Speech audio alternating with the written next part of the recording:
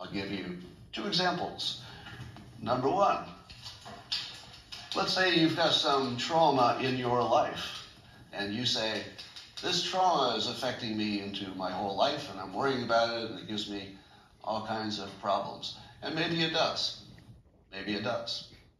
But here's the best reframe that I've ever found, because like you, I've had problems in my life, sometimes very big. And I find this the most useful reframe, and it goes like this. You had a big problem. Not everybody had one.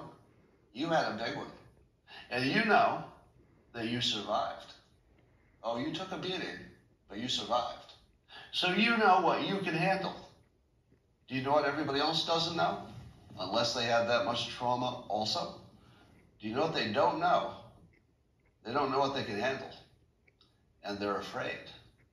So a person who has never had a really big problem thinks that maybe the maximum that they can handle without damage is much lower.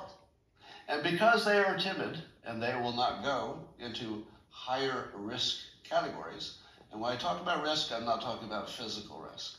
I'm talking about embarrassment, failure, what other people think of you risk, maybe financial risk, that sort of thing, not physical. Stay away from physical risk. I'm not recommending that.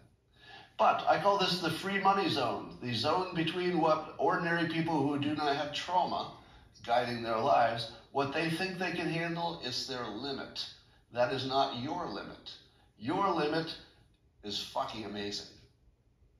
Your limit, if you've experienced some serious shit in your life, your limit is almost unimaginable to most of the world. That's your superpower. You can do stuff that other people are afraid of. I first noticed this when I would see that veterans who had seen combat, when they went into business, were often unusually successful. And it was just, I don't know if it's actually statistically true, but it's something I noticed. That people who had gone through horrible experiences, and I'll bet, by the way, that you would find this scientifically true, but I don't have any science for it. And the idea is that people who have gone through horrible things just have a higher tolerance for everything, for everything. They know what they can handle. They know what they can push through.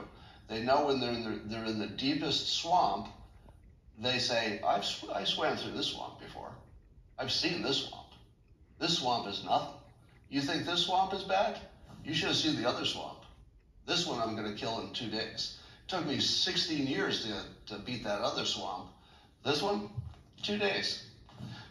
The people who don't have that kind of problem in their life will never be able to handle that. That is micro lesson number one. It dovetails into micro lesson number two.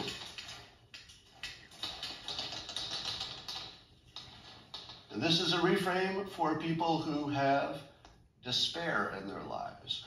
I'm not going to use the S word because I just don't want to put those words in your head, but you can put it in your own head. There are some people whose lives are so bad, they say, I'm not sure my life is worth going on. I'll bet a lot of people have had that thought in the past 2 years especially, and I'll bet almost all of you have had it at least once, maybe when you were a teen, etc. A lot of people go through it.